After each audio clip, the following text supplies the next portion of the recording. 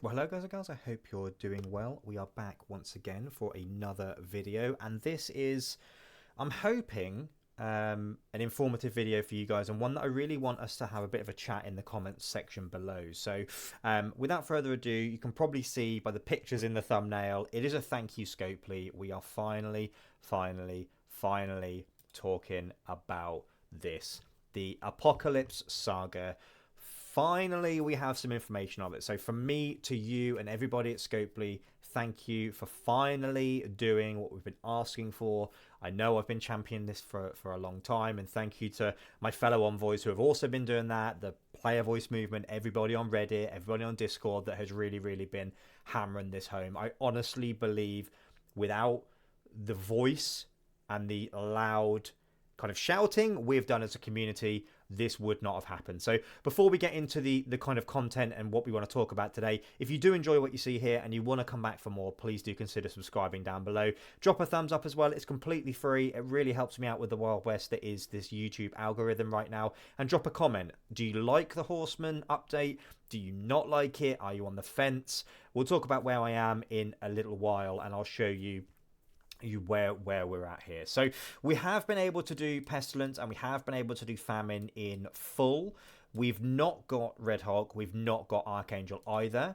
And taking a look at my Horseman via the breakdown, you will see here we've got barely any shards for Archangel, barely any shards for Red Hulk. Yes, I did buy the $20 Horseman Orb offer for Science. Would I advise anyone to do that? Absolutely not. Absolutely not 1% of me thinks that offer is worthwhile. Of course, you may get lucky and get those drops. For me, I got 10 or 11 for each of the Horsemen. It absolutely was not worth it and would have cost me $200 to have maxed, to have unlocked them even, not even maxed them out. You can see there Morgan and Rogue are sitting at 5 stars. So for me, I was in desperate need, for those that don't know, maybe from the stream or from my YouTube channel before, desperate need for these Horsemen and to get these unlocked. So it's fantastic for me that we've got this news. So I'll pull up the blog now, which is why the camera is here, not down there where we ordinarily have it. I thought it was easier to read the kind of blog over here. So we'll cut everything else out. Also, let me know if you'd like me to review the blogs each week. So I'm thinking about different content for the channel, what we could do. Do you want me to go through the blogs, talk about my feelings, my thoughts, my opinions? The data and the stats and the charts and things aren't really my bag. So that's not something that we'll probably talk about here on the channel. I'll leave that for the envoys and the creators that know what they're talking about with those type of things. Boylon especially. I've known Boylon for a long time. He's brilliant at doing those breakdowns. So if you don't know who he is, check him out over here. Just type in Boylon MSF into YouTube. You'll find him. He's fantastic and knowledgeable at kind of drafting what they look like. I follow what he says rather than kind of what I think I should be doing. So cool. Without further ado, Horseman Scourge is now a recurring event. This is where there's some questions for me. So we will give it a read and then we will kind of digest it. So Strike is regularly enlisting new and powerful allies for the battles ahead, but the Horsemen are still a must-have for every commander's roster. That is a given. This is something that we have been talking about for a long time, to not have them, certainly in places like Arena, even if you don't include Apocalypse. Every team I come up against is pretty much Secret Defenders or has all 4 Horsemen in them, so you certainly need them. In effort to get more Horseman character shards in your hands, Horseman Scourge events will be operating on a 2-week recurring schedule. The revamped Horseman Scourge events will appear for commanders level 65 and above, and will be located in the Epic event section. Where we were at the beginning of this video is where that will be, similar to where you can find Dark Dimensions and things like that. So every 2 weeks, all 4 Horseman Scourges, and then they've listed them, will go live for 5 days. Because the Scourge events will appear more regularly, we've updated the format and the milestones. Then they've said you'll see new milestone divisions dependent on the number of Horseman shards you've accumulated. When the Scourge event begins, milestone rewards will feature character shards for a specific Horseman, red stars for Horseman, and valuable gear. So in reading this, again, I will say it, thank you Scopely for doing this. Thank you for not ignoring it any longer. I think it was getting to the point where you had to mention it. Let's be honest, right? You had to talk about it. It had gone on for far too long. He's such a viable character. He is still used by, I would assume, every endgame player uses Apocalypse probably every day, whether that's Scourge, War, Arena, Dark Dimension, whatever you want to call it, whatever mode you can think of, he will be used. Even in things like Escape from Kill, I think I've said that right. He's probably going to be used in that as well, okay? So for me, this had to happen, which is why I'm kind of, thank you, Scopely, ... maybe. That's my honest approach, ... maybe. My concern with kind of the information that we've got here, and I think some other information has come out around the milestones that your progress carries over. So historically, for example, we'll talk about Black Cats. The milestones reset each time. So you can almost unlock them and those characters to 7-star without really doing the top level scourges, because you just do them enough times and you get the recurring milestones. Now, the way that we're reading this and the little bits of information that we've been seeing, and I know a great content creator, Mobile Gamer, has talked about it, and some other people have talked about it, it looks very much to be where you finish points wise in the milestones, you start there on the next one.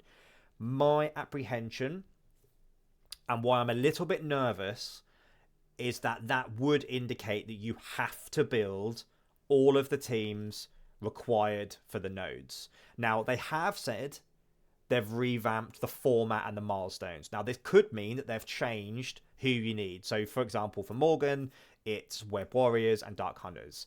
For Archangel, it's Bionic Avengers and Wakanda / War Dogs. It's pretty much just going to be War Dogs, right? But it's Wakanda / War Dogs. So the concern I've got is if they do it, you have to get to X difficulty to get enough milestone points to unlock them at 4, 5, 6, 7. Am I going to have to build Bionic Avengers? And not just build Bionic Avengers, build them enough to obtain those high difficulties. Now, my Bionic Avengers are tiny. So if we have a look at where they are, I've got 2, from memory, I've got 2 built and 3 aren't built.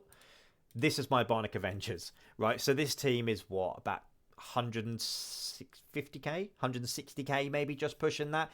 To get them to probably 8, 900k, 1 million, you're talking an awful lot of resources for a team that it has value, don't get me wrong, but it's not a team I really want to be throwing my resources in. You know, I've got a lot of teams that are used every day, a lot of teams that have need. You know, Gamma still needs to be built, Bifrost is being built, Deathseed needs to be built for APOC, you've got Secret Defenders that needs to be built.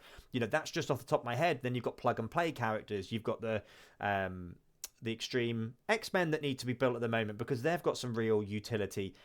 You've got kind of all of those that need to be done. Superior 6, phenomenal team, right? I'd much prefer to put my resource into all of those teams than I would into Bionic Avengers. Similarly to Wave 1 Avengers for Red Hulk and things like that.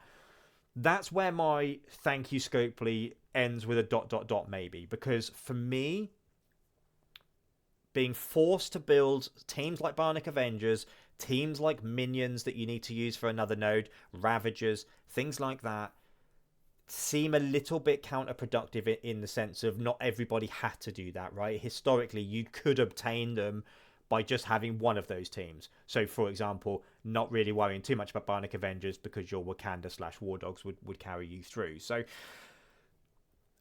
I'm hoping that we can get round that and that that's not where they're going with it. I fear that they will keep the unlock team mechanics the same.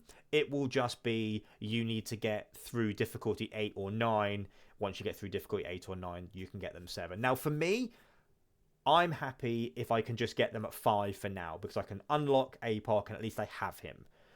Yes, I'd like them 7. Yes, that'll help me get Big Boy APOC. Yes, that'll help me, you know, everywhere else with a larger gamma and things. But for me, I would just like to get APOC unlocked. And I think from polling my chat and talking to my chat, that's very much where a lot of people that are playing this game are. So, yeah, what are your thoughts? What are your feelings? Talk to me down in the description box below. I really want to be kind of having a bit of a chit chat with you guys, and I will be looking at them and talking to you. I'll also post my Discord down below as well. Come over there and have a chat with me. I'd like to know kind of, are you beginning, mid, end game? Are you a returning player? Are you happy about this? So before I kind of sign off, am I happy that they're back? Absolutely.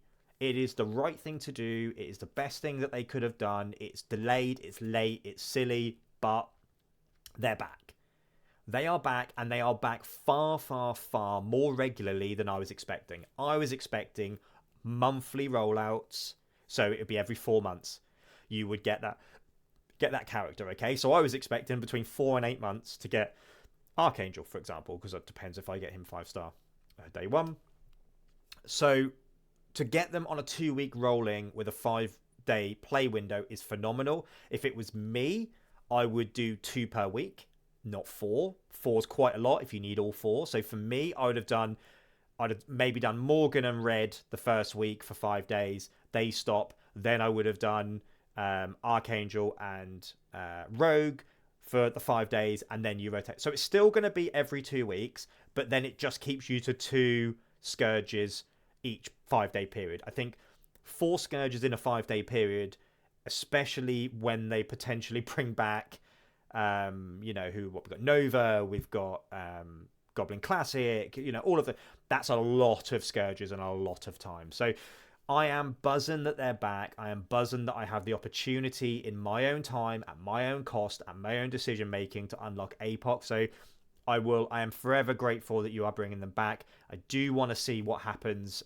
when this comes out. It looks to be we get them Monday, being the 8th, and we will see what happens. But let me know your thoughts. Really, really interested to know whether you think this is a good move, bad move. Do you think they should have done something differently? Do you think they should have been a permanent unlock like they currently do with legendaries? Let me know your thoughts. Let me know your feelings. As I said before, please do drop a sub if you enjoyed this video and you want to see more. Drop a like as well. Let's see if we can kind of break 10, 15. That would be absolutely phenomenal. So thank you ever so much, guys. I appreciate each and every one of you. You've been an absolute dream with me since I've been back. So we're going to leave it there. Thank you ever so much, guys. Have a fantastic rest of your day. Fantastic rest of your weekend. Much love to you all, and I'll speak to you all soon.